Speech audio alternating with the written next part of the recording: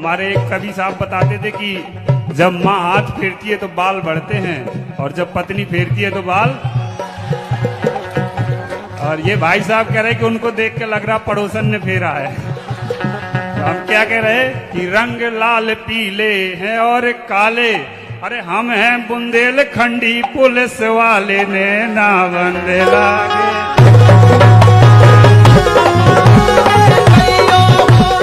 आप सभी को जय हिंद, जय बुंदेलखंड। बहुत बढ़िया। वीरबल की हंडी, किसान की फटी बंडी और बुंदेलखंडी, ये कभी समाप्त नहीं होंगे कि हो जाएंगे। आपकी ज्यादा ही इतनी मांग निकला, ये तो बाल संभालो अपने। आप सभी को बहुत बहुत धन्यवाद। और चूंकि जब संगीत की बातें चल रही हो तो उस बीच में हमें घुसेड़ दिया गया, तो मुझे पता नहीं चल रहा क्या करूं। ऐसे अभी ये लोकेश भाई कर रहे थे, ये कर रहे थे। और हमारे गांव में तो जब जंगल में बैठते तो ऐसा बोलते बेटा सामने आ जाएगा तो मैं अब लेकिन अब संगीत की सभा में तो समझ में आ जाता कि इसका कुछ आ होगा या सारे होगा। तो ज्यादा तो नहीं बोलूंगा, अगर ज्यादा बोलने लगूंगा तो किसी को कष्ट हो। अगर कष्ट हो तो सचिन भाई ने बुलाया मेरे को, आप उनको देख लेना अकेले में। तो बहुत बहुत धन्यवाद। बस इतना कहता हूं कि बुंदेलखंडी ने मुझे बहुत कुछ दिया है। चूंकि मैं जिधर का हूं वहां ना तो बुंदेलखंडी बोली जाती है ना बघेलखंडी, हमारे यहाँ अलग ही भाषा बोली जाती है। मैं अजयगढ़ तहसील यूपी बॉर्डर का एक गांव है, वहां से हूं। तो हमारे वहां वो शुद्ध गांव वाली बोल जाती है। वो चंदला वाले कहाँ है, कभी दादा मिले थे। तो हमारे यहाँ वो मतलब ये थोड़ी सी बघेली वाली है कि मैं कहाँ जात हो यार, का करत है, यहीं बैठ नहीं नुपुर जाइए अगर जाइए जंगल अकेले। तो हमारे यहाँ के बिल्कुल अलग भाषा में आज वही भाषा में बात करा तो तुम्हें समझ में आवे या ना आवे। जेके समझ में आवे सो दिमाग में घुसेड़ ले, और जेके ना आवे सो बांध के चले जाओ। तो कहा होता कि हम जैसे पढ़ो गांव में पढ़ो पढ़ लिख के निकले तो फिर डीएसपी बने तो वहाँ कहा रहा कि जैसे कार्यक्रम होते जैसे यहाँ भाई से हम लोगों की भी डीएसपी मानी जाए तो थकावट दूर करेगा, बहुत परेड और मेहनत होती है तो होते थे। तो उसमें सब अपना अपना, कोई फिल्मी गाने पे डांस करती थी लड़कियां, कोई हमारी साथ की डीएसपी कुछ अलग अलग करते, तो हम अपन बुंदेलखंडी करो करते हैं। तो मैं देखो करते जैसे ये आपके निर्णायक बैठे हैं तो हमारे जो बड़े बड़े अधिकारी, स्पेशल डीजी एडीजी, वो नाचने लगते थे हमारे साथ। तो बड़ा मजा आता था। और हमें कुछ नहीं आता, हम बता रहे, पर वो ये एक नैना बंद लागे उसी को हम पकड़ लेते थे और दे तड़ी तड़ सुनाते रहते थे। तो आप और तुम और कभी ऐसे ही दो चार टोल्टे सीधे सुना देते, एक सुनाए दे तो बजाना यार थोड़ी से। कि खट्टी है इमली मीठे अनार, खट्टी है इमली मीठे अनार, और सबसे प्यारे लगे बुंदेली बौछार ने ना बंदे लागे।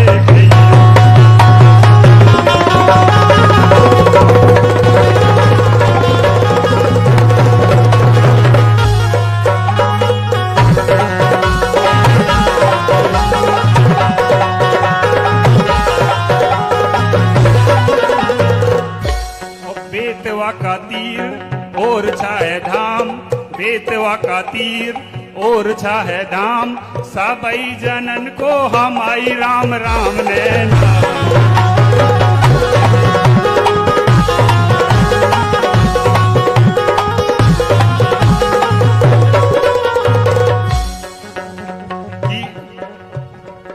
देखो इधर अलग अलग तरह के बाल इनके, तो दादाजी के सफेद हो गए, पता नहीं तजुर्बे से हुए हैं कि कुछ हुए हैं। वो एक पीछे बैठे उनके झड़ गए।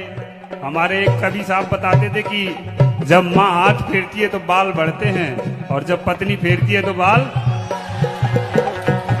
और ये भाई साहब कह रहे कि उनको देख के लग रहा पड़ोसन ने फेरा है। तो हम क्या कह रहे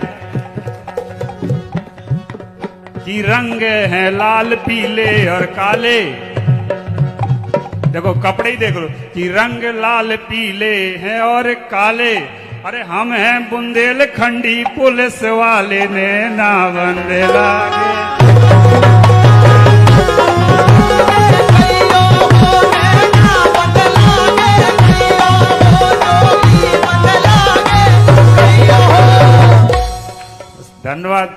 ज्यादा नहीं सुनाना चाहिए, क्योंकि यहाँ पर मैं वर्दी नहीं पहने हूँ, पता नहीं बाहर कौन पकड़ ले, बोले यार हमारे गाने का मतलब था, तुम उल्टा सीधा सुना के लोगों को बहका के भग गए। क्योंकि संगीत के बीच में संगीत और मनोरंजन में अंतर है।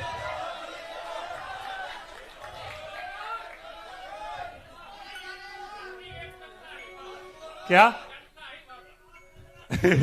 चंदलाई वैसा यार वो मत पूछ नहीं, मुझे बहुत लगा। देखो अभी एक बिटिया हमारे पन्ना की थी, कहाँ है भाई, वो क्या नाम था अभी, वो शक्ति थी, वो वो गा रही थी, वो आज मोरे अंगना में रंग बरसत है। वो मेरी शादी की तस्वीर है, शायद बहुत लोगों को याद होगी, आई होगी, वो साइकिल वाइकिल वाली एक आई थी। मेरे को जब वो गीत आता है ना, बनरा गीत, और वो तो पूरे मतलब फिर से लगता है एक बार शादी कर लूं, लेकिन फिर पत्नी को याद आती है, पत्नी तो लगता है अगले जन्म में भी ना शादी करनी पड़े तो अच्छा है। सचिन भैया हंस रहे, कह रहे मैं भी नहीं अगले जन्म में करूंगा। जो शादीशुदा है वो अच्छे से समझ रहे हैं, जो शादीशुदा उनकी अभी भी अंदर से हंसी फूटती जा रही है। तो भाई साहब का तो हंसते हंसते चश्मा निकल गया, बोले मैं तो अगले 100 जन्म में भी नहीं करूंगा। तो बहुत बहुत धन्यवाद।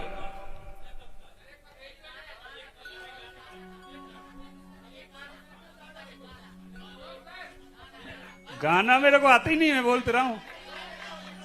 देखो मैं एक तरीके से वो तुकबंदी करता हूँ, तुकबंदर हूँ ना, तो कभी हूं ना कुछ, मेरे को कुछ आता नहीं। कल यार वो कहाँ गया वो लड़के ने बहुत अच्छी लिखी थी, 4 लोग काके हैं, आया है क्या?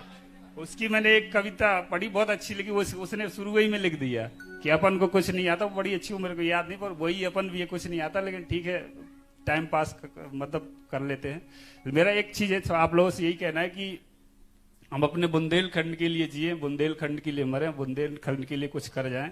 मैं बड़ी व्यस्तम नौकरी में से बड़े सचिन भाई ने बोला कि आना पड़ेगा, इसलिए इस बार आया कैसे भी करके। और इसके लिए मैं चाहूंगा कि एक बार हम अपने बुंदेलखंड के लिए जोरदार ताली बजाएं। बुंदेलखंड में बहुत बड़े बड़े लोग हुए, लेकिन मुझे लगता है अभी तक बुंदेलखंड के लिए किसी ने कुछ खास किया नहीं है। और मेरी इच्छा है कि कोई बुंदेलखंड के लिए करे, और इतना कुछ करेगा, अगर बुंदेलखंड की बात आएगी कि कुछ अच्छा होने वाला हो, तो मैं नौकरी छोड़ के उसमें कूद जाऊंगा। क्योंकि जो अभी पूर्व मुख्यमंत्री जी वो बता रहे थे कि बुंदेलखंड की सीमाओं का बहुत सारी बात है, अगर आप टोटल मिलाओगे तो लगभग कितने जिले हो रहे, 15 16 जिले मिला के एक छत्तीसगढ़ राज्य बना था। मैं ये नहीं कह रहा कि बुंदेलखंड राज्य बनना चाहिए, बाकी आप लोग समझ गए होंगे क्या कहना चाह रहा हूं। तो 16 जिले मिलकर क्या बन सकता है, बुंदेलखंड बन सकता है। और मुझे लगता है जैसे एक छोटा जिला बनता है, निवाड़ी जिला, कौन कौन ने नाम सुना होगा सभी ने, तो वो बहुत छोटा सा जिला था, लेकिन जब जिला बना तो वहां का बहुत विकास हुआ। मैं देखता हूँ कितना विकास हुआ। जब मैं 2021 में पहुंचा था, 18 में बना था, वहां दादा को सुना है मैंने 1-2 जगह गांव में भजन करते हुए। लेकिन आपके हम वर्दी पहन के पहुंचे थे, एक बार आप गांव में गा रहे थे तो आपने बंद कर दिया था हमारे डर के कारण। कोरोना के बाद की बात, कोरोना में पुलिस ने, आप समझ रहे हो, कि पड़ी होगी उसको याद होगा, तो उसके बाद कोरोना के बाद पुलिस का थोड़ा सा कुछ दिन तक डर चला, फिर वही भाईचारा चलने लगा। हाँ दादाजी कह रहे कोरोना के बाद पुलिस ही खतरनाक थी। बिल्कुल भैया, आपको प्रणाम। तो बहुत बहुत धन्यवाद। और मैं बस बहुत देर से सुन रहा हूं, मैं श्रोता बन के आया था आज, और सुनूंगा। अब ज्यादा टाइम मत लो यार, मैं तो फिर फालतू। कौन सी वाली? कोई भी तुकबंदी वाली? चलिए ठीक है, मैं आप सब लोग बड़ा मैं प्रेरणा की बातें करता हूँ। मैं अपनी माँ की 2 लाइनें जरूर सुना देता हूँ। ये गीत उद वाली बातें नहीं, ऐसी है सिंपल। और फिर ऐसे सुनना हो तो मैं तो 50 तो जोड़ के सुना दूंगा।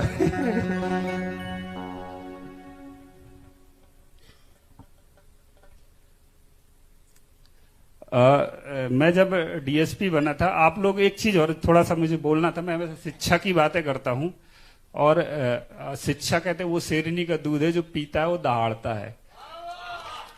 और मैं अगर यहां से बोल रहा हूं या कहूं कि दहाड़ रहा हूं, तो मेरी सबसे बड़ी पावर शिक्षा है। और मैं उस गांव से, उस जंगल से निकल कर आया हूं जहां आप सोच भी नहीं सकते कि क्या स्थिति होगी। अपने परिवार में लगभग 150 लोगों के परिवार में पहला लड़का था जो ग्रेजुएशन करने गांव से बाहर गया था। मतलब गांव में तो 5वीं तक स्कूल था, फिर 8वीं हुआ, फिर बाहर आया था। तो मैं ये बोलता हूं, अगर हम शिक्षित होंगे तो इस तरह से लोगों को शिक्षा का अर्थ ये नहीं कि सिर्फ नौकरी। जब हम शिक्षित होंगे तो हमारी विचार बढ़ेंगे, हम दूसरे की भावनाओं को समझेंगे, हम एक संगठन भी बना सकते हैं अच्छे लोगों का। अब जैसे बहुत बात करें कि सचिन भैया इतना सारा प्रोग्राम कर रहे हैं, अब जिसमें विज्ञापन चल रहा है, क्या ये बुंदेलखंड वालों के होंगे? आर्थिक सपोर्ट क्या सभी बुंदेलखंड वालों ने किया होगा सचिन भाई को? बताओ। अगर वो शिक्षित नहीं होते, उनने एक इतना अच्छा ये मंच नहीं किया होगा। फेसबुक की बात आई, वो फेसबुक से यहां तक पहुंचे, मैं चाहूंगा एक बार ताली बजाइए उनके लिए, उसको नहीं भूल सकते हम।